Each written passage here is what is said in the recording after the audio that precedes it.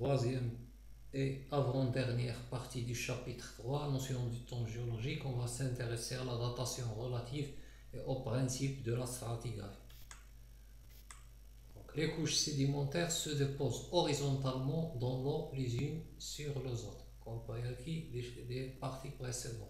Les sédiments qui se sont déposés au cours de l'histoire de la Terre forment aujourd'hui des empilements ou des successions de roches sédimentaires, généralement organisées en couches ou en strates.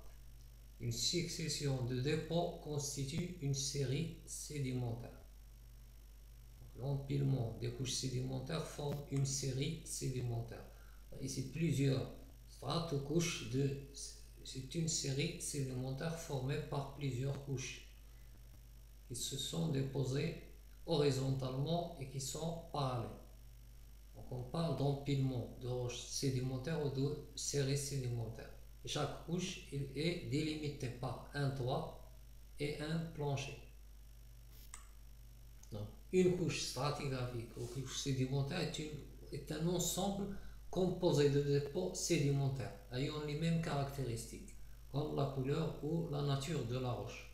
Par exemple, sable, grès, dépôts sédimentaires ayant les mêmes caractéristiques. Donc, une couche sédimentaire est définie par un faciès, c'est l'ensemble des caractéristiques de la couche, et il est limité par un plancher et un toit. On commence par la datation des roches sédimentaires. La formation des roches sédimentaires est un phénomène qui s'étale sur plusieurs milliers, voire plusieurs millions d'années. Pour reconstituer l'histoire géologique d'une région, il faut d'abord reconstituer l'ordre de dépôt des roches à étudier. Pour cela, il faut d'abord pouvoir les dater. On distingue deux types de datation, la datation relative et la datation absolue. Ce qui va nous intéresser dans ce chapitre, c'est la datation relative. Pour les premières années, il faut juste savoir ce que c'est la datation relative. Mais on va parler de la datation absolue aussi. Donc la datation absolue, c'est une datation qui détermine l'âge réel plus ou moins précis, en chiffres. Donc les méthodes de la datation permettent de donner une valeur chiffrée de l'âge d'une roche ou d'un événement géologique ou d'un fossile. La datation absolue utilise la radioactivité comme processus. Donc on a plusieurs méthodes de datation comme la datation carbone 14, la datation par uranium.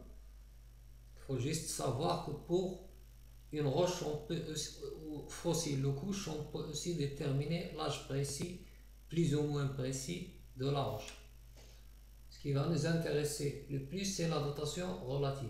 Il permet de classer chronologiquement dans le temps les structures et les événements les uns par rapport aux autres, en déterminant l'ancienneté relative des roches et des fossiles. On détermine les roches ou les couches ou les fossiles les plus anciens et les plus récents par comparaison.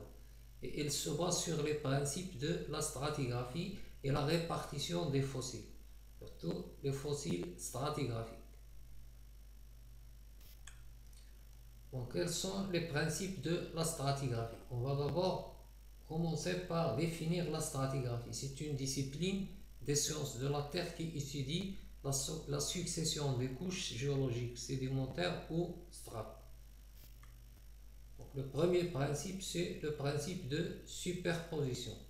Le principe de superposition stipule ou dit qu'une strate est plus récente que celle qu'il recouvre et plus ancienne que celle qui la recouvre. Donc, la strate située en bas, c'est la plus ancienne. Celle qui est en haut, c'est la plus récente. Donc, on a une succession, une série sédimentaire, succession de roches sédimentaires. Les couches qui sont en bas, ou les roches en bas, sont les plus anciennes. Celles qui sont en haut sont les plus récentes. Même chose ici, les plus anciennes en bas, les plus récentes en haut. Donc les couches se déposent les unes sur les autres, les plus anciennes sont à la base et les plus récentes sont au sommet. La mise en place s'est faite par accrétion verticale, par dépôt vertical des sédiments. Donc les couches. Si on a la couche la plus ancienne, c'est la couche A, la plus récente, c'est la couche F. Par exemple, on compare C et D. C est plus ancienne que la couche D. Et E, il est plus récente que la couche D. Donc aussi, plus on se dirige vers le bas, l'âge des roches ou des couches augmente. Donc, le deuxième principe, c'est le principe de continuité. Ce principe stipule qu'une même couche sédimentaire qui est limitée par un plancher et un toit a le même âge sur toute son étendue. On a par exemple ici la couche F, en tous ces points, elle a le même âge.